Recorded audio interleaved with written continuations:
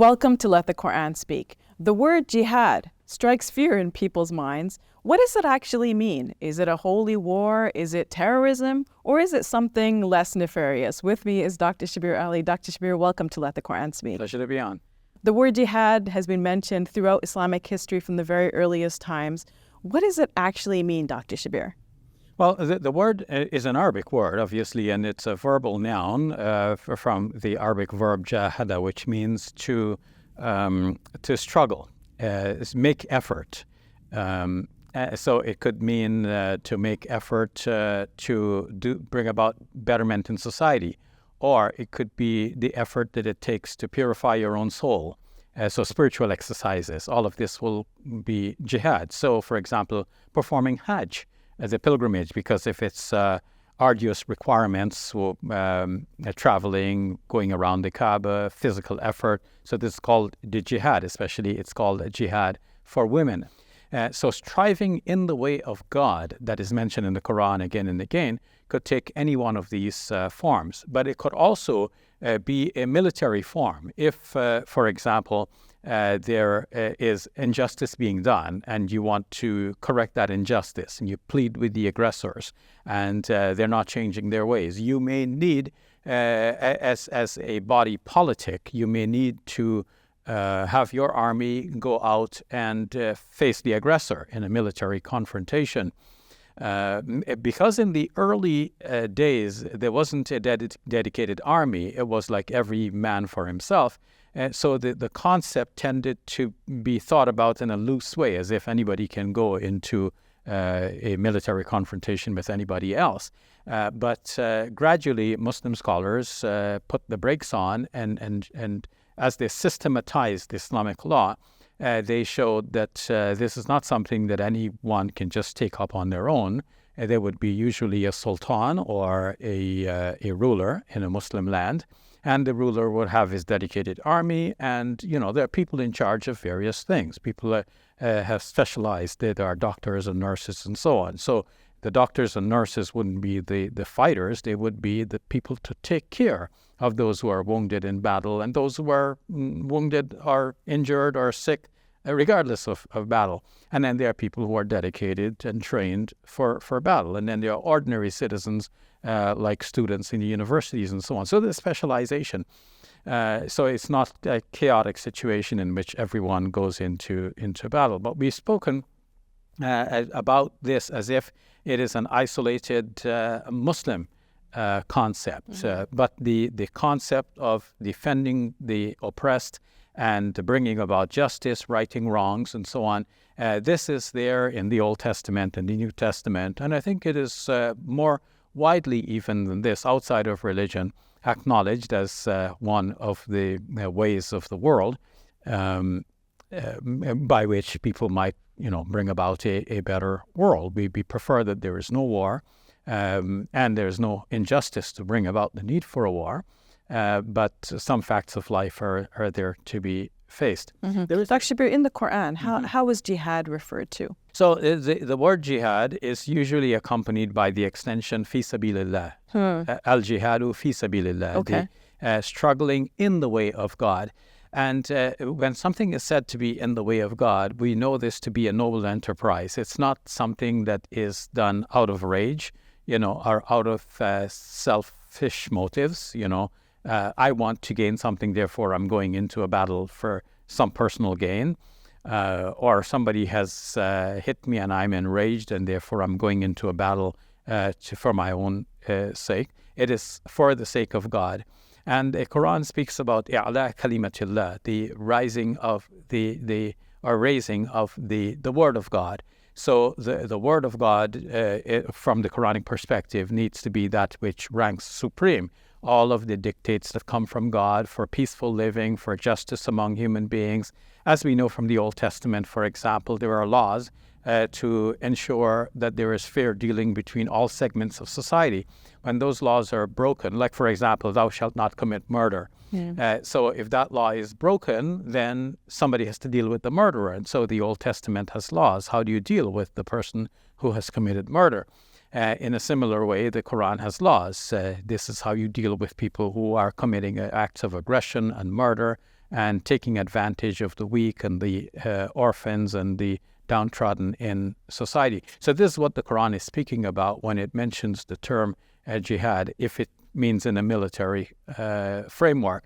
But other than that, more broadly, the Quran speaks about striving. For example, striving with the Quran. So now the Quran is your weapon. وَجَاهِدْ بِهِ جِهَادًا كَبِيرًا in the 25th chapter of the Quran. Strive with it in a great jihad. So the great jihad here is verbal.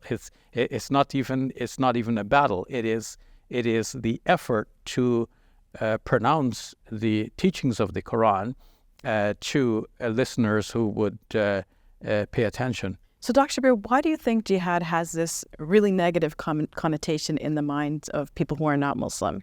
Well, part of it is a great misunderstanding of the other. You know, what we do, there's this little nursery rhyme which was actually recited to me in a dialogue I had in South Africa some years ago with Reverend John Gilchrist. He said, girls are made of sugar and spice and all things nice, and boys are made of, I don't remember what it is, but you get the idea. Yes. So boys are bad, girls are good. So it's, in the minds of people, things are like this. What is with us, that's good. What is with others, that must be bad, suspicious, reprehensible, that's other.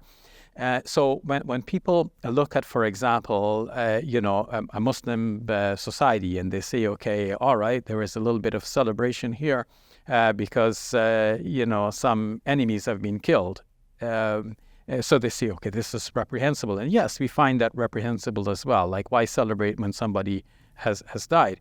But recently, there's been a celebration, singing and dancing in the streets, perhaps not dancing, but at least singing, and movements in rhythm with the tambourines and cymbals when one Israeli military person had been recovered as a hostage from Palestine.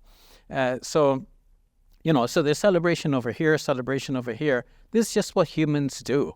Whether, it's based on poor judgment at the time. Certainly it's poor judgment to be celebrating when, thousands of Palestinian children are dying under your bombs, and you celebrate because you've recovered one live hostage.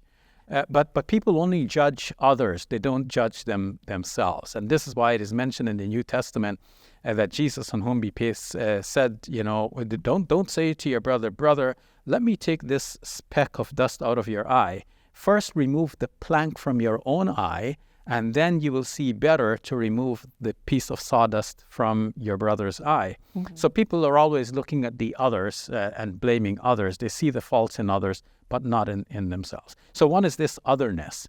The other is a lack of knowledge of their own history and their scriptures. Because in their scriptures, you will find that there is mention of struggling, of fighting in the way of God, to the extent that there is a book entitled When God Says War is Right. And the author of this book is a Christian. His name escapes me at the moment. But he argues that this is in the Bible, and especially in the New Testament, because some people think that the New Testament is like an entirely peaceful book. But they don't realize that there are prescriptions there, or at least praise for those who bear arms to protect law and to deal with aggressors. And had it not been for this, there would be chaos in the land where everybody does whatever they think is right in their own eyes, as is mentioned in the book of Judges in the Old Testament. That's why you need to have a law, and you need to have someone to enforce the law. And sometimes to enforce the law, it requires carrying arms and doing what Muslims would refer to by the word jihad, if it means a military confrontation. Thank you for explaining, Dr. Shabir, what jihad means, and may we all strive in God's way in the best possible way. Yes, and of course the best striving will be sharing knowledge so that people know what is right, they do what is right, and nobody does what is wrong, and therefore there is no need to confront them even with words or especially in battle. We'll leave it at that. Thank you. You're welcome. Assalamu alaikum. We have some exciting news to share with you. As you know, Let the Quran Speak has been on TV screens and social media for 22 years. We've been reaching people all around the world, spreading positivity and good, and helping people experience the beauty of Islam and the accomplishments of Muslims. We've been shooting in this very space for the past 2 decades. And now, with the help of Allah, we're about to get the keys to Muslim Media Hub. If you like what we're doing, you're gonna love Muslim Media Hub even more. Because it's the next step up. Think new TV shows, podcasts, social media content, and film. We'll have new talent, more youth, and a lot more space and resources to do what we love. Spread the message of Allah. Our Muslim Media Hub costs $2.4 million. And for that, we need to raise $300,000. Please give whatever you can. Every dollar counts. It's our collective responsibility to share the message of Islam with our fellow human beings. Please help establish Muslim Media Hub so we can do this. It's a sadaqah jariyah, something that will continue to be of benefit to the Muslim community long after we are gone. Thank you, and may Allah bless you and your loved ones today and always. Assalamu alaikum.